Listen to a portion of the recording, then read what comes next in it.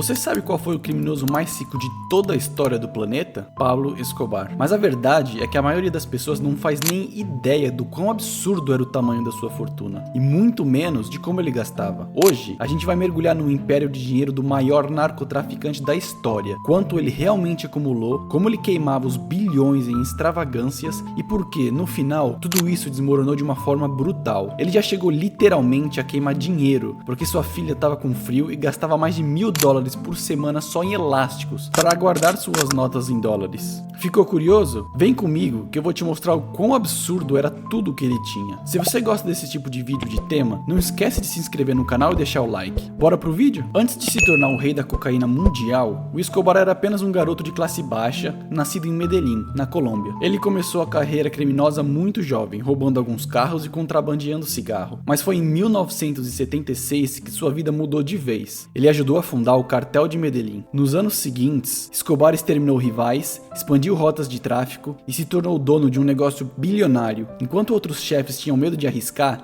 ele estava sempre inovando. Ele era extremamente criativo e tinha ideias para esconder a cocaína em todos os lugares que você imagina. Ele chegou a esconder cocaína até dentro dos pneus de aviões. As pessoas que trabalhavam para ele também eram super bem pagas. Dependendo da carga, um piloto podia receber $500 mil em apenas um dia de trabalho. Isso era o equivalente a 100 anos de trabalho na Colômbia, considerando a média salarial da época. Era um valor absurdo. No final dos anos 80, Escobar já tinha assumido o controle absoluto do cartel.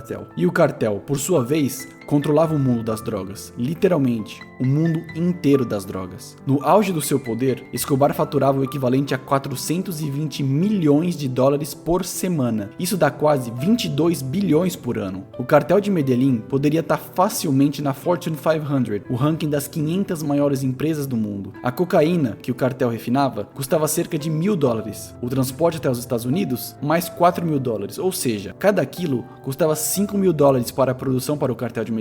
Mas esse mesmo quilo, quando chegavam nas ruas de Miami ou Nova York, podia ser vendido por até $70 mil. Em outras palavras, cada quilo rendia mais do que uma Ferrari 0 km na época. E todos os dias, 15 toneladas cruzavam a fronteira. Isso é o equivalente a 2 elefantes adultos de cocaína aterrissando em solo americano diariamente. Haja Ferrari, não é mesmo? Não é à toa que em 1989, o Escobar apareceu na Forbes como o 7º homem mais rico do planeta, tendo um patrimônio líquido de $30 bilhões.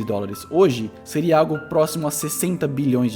Para comparar, enquanto um colombiano médio ganhava cerca de $5 mil por ano, o Escobar acumulava sozinho o equivalente ao trabalho anual de 4 milhões de colombianos. A sua fortuna era maior do que o PIB de Paraguai inteiro, um país com mais de 100 milhões de habitantes. E uma família americana de classe média teria que guardar cada centavo por 1.155 anos só para igualar o que o Pablo Escobar faturava em um único dia. Com tanto dinheiro assim, você deve pensar que o Escobar basicamente não tinha problemas com dinheiro, certo? Errado. Ele tinha, e ele tinha muito. O dinheiro era tanto que surgiram problemas que deveriam ser simplesmente impossíveis de existir, mas o Pablo Escobar tinha. Só para comprar elásticos e organizar os maços das notas de dólar, o cartel gastava $1.000 por semana. E quando os cofres e armazéns ficaram lotados, o Escobar ele começou a enterrar pacotes de dinheiro no meio do nada, campos de fazenda, cavernas. Ele começou a guardar dinheiro dentro das paredes dos próprios membros do cartel, porque não tinha mais lugar. Até hoje em dia, as pessoas saem atrás dessas fortunas esquecidas de Escobar nas terras colombianas ou em casas abandonadas. É incrível. E um dos maiores problemas que ele enfrentava em relação ao dinheiro vinha de uma outra fonte. Eram os ratos. Os ratos e a umidade. Os dois eram responsáveis por destruir cerca de 10% de todo o dinheiro que ele tinha guardado. Isso significa que $2.2 bilhões sumiam todo ano, simplesmente porque era tanto dinheiro que não tinha lugar para colocar. Isso é o equivalente a 440 mil anos de trabalho de um colombiano na época. Tudo isso sumia apenas porque os ratos estavam comendo dinheiro. É uma loucura. E perdendo $2.2 bilhões para ratos, você deve estar pensando que ele ficava completamente alucinado, certo? Ele simplesmente aceitava. Para ele, perder bilhões era apenas um detalhe. Esse é um homem que, numa noite fria da montanha, ele literalmente queimou $2 milhões em espécie apenas para aquecer a filha. Então, 2.2 bilhões a menos faz parte da sua vida. Com tanto dinheiro sobrando, Escobar viveu uma vida de excessos inimagináveis. Ele possuía 15 aviões, 6 helicópteros, vários barcos e até 2 submarinos. Todos esses eram usados para o transporte de drogas para os Estados Unidos. Ele literalmente comprou uma ilha nas Bahamas para funcionar como um ponto de abastecimento dos seus aviões que estavam levando cocaína da Colômbia para os Estados Unidos. Basicamente, o avião pousava em um aeroporto construído nessa ilha, onde a carga de droga era distribuída em aviões menores e, na sequência, esses aviões menores voavam até a Flórida para entregar a cocaína. E tudo isso era do Pablo Escobar. O avião grande, os menores, a ilha, a droga, a pista do aeroporto, tudo era dele. E o mais incrível é que esses aviões estavam fazendo essas rotas de 5 a 7 vezes por dia. É um absurdo. Mas a vida dele não era apenas a droga. Ele também comprou um time de futebol profissional na Colômbia, onde o time era beneficiado em todas as partidas, seja pelos juízes ou pelos adversários. Todos eles com medo da represária que Pablo Escobar poderia dar caso o time não fosse campeão. Construiu dezenas de mansões ao redor do mundo todo e na Colômbia ergueu a sua residência mais famosa, a Hacienda Nápoles. Era basicamente um terreno de 7.000 acres avaliado em 63 milhões de dólares, que tinha pista de pouso, coleções de carros antigos, estábulos com cavalo de elite, quadra, campo, uma pista de kart, uma arena de tourada, lagos artificiais e até escultura de dinossauros em tamanho real. Era simplesmente uma casa gigantesca no meio do deserto colombiano. E claro,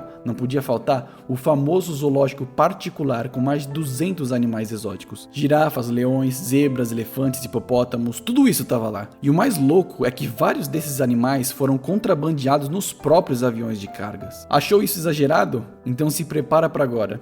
A extravagância mais surreal talvez tenha sido a sua própria prisão. Exatamente. O Pablo Escobar, ele chegou a ser preso, mas nas suas próprias condições. Ele criou a sua própria prisão. Depois de negociar com o governo colombiano, ele construiu a luxuosa La Catedral, conhecido como Clube Medellín. Teoricamente, esse era o presídio que ele iria cumprir sua pena. Mas esse presídio ele tinha jacuzzi, campo de futebol, discoteca, bar, piscina com cachoeira artificial, até escritórios equipados com fax, rádio e computadores. Literalmente foi construído para ele viver numa fortaleza e continuar comandando todos os seus negócios. Na prática, era um resort no alto da montanha, onde ele recebia jogadores de futebol, prostitutas, celebridades e fazia festas regadas a cocaína, droga e muita bebida alcoólica. E o mais incrível disso tudo é que o Escobar não era só isso. Ele era um ser completo. Ele não queria só saber da extravagância, da festa e da fama. Ele também investiu pesado para criar uma imagem de benfeitor. Ele literalmente construiu igrejas, hospitais, campos de futebol, estradas,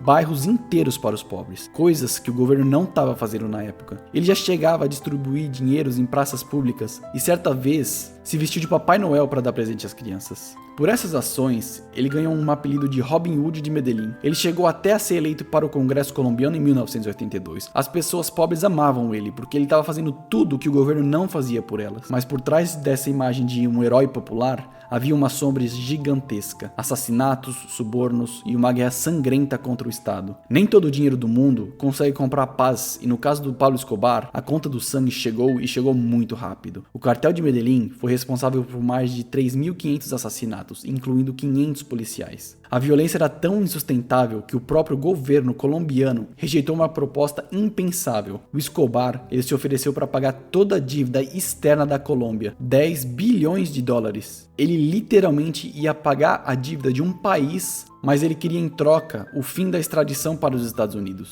O governo recusou e disse não. Aqui foi o início do fim do Pablo Escobar. Quando a sua prisão resort, La Catedral, deixou de ser inconveniente, o Escobar começou a fugir. E quando ele começou a fugir, ele começou a ser caçado por todos os lados. Pela polícia, pelo exército, por facções rivais e até por antigos aliados. Cada ligação telefônica era monitorada, cada esconderijo tinha um prazo de validade, cada noite podia ser a última. Ele passou seus últimos meses pulando de casa em casa e fugindo durante noites super frias. Foi em uma dessas que ele literalmente fez uma fogueira com 2 milhões de dólares para aquecer ele e sua filha, enquanto ele estava vendo seu império se desfazer diante dos seus próprios olhos. Até que em 2 de dezembro de 1993, o inevitável aconteceu. Em Medellín, após uma perseguição intensa, Pablo Escobar foi alvejado em um telhado por agentes da polícia. O homem mais rico do crime tombou no chão e junto com ele caiu um império de 30 bilhões de dólares. O império simplesmente ruiu. Parte das propriedades foram confiscadas pelo governo. Outras foram saqueadas por caçadores de tesouro em busca de dinheiro enterrado. Até hoje, na verdade, muitos acreditam que existem fortunas escondidas nas selvas colombianas. E essa é verdade. Aliás, em 2015, um fazendeiro encontrou 600 milhões de dólares enterrados em barris plásticos, no meio do nada. E lembra do zoológico que o Escobar tinha? Os famosos hipopótamos de Escobar? 4 deles foram deixados para trás na Hacienda Nápoles. E hoje, na região, já existem mais de 60 mil espalhados, desequilibrando totalmente o ecossistema, porque eles não são da Colômbia. No final, o Pablo Escobar, ele provou que o dinheiro pode comprar de tudo. Mansões, aviões, zoológicos, políticos, até uma prisão particular.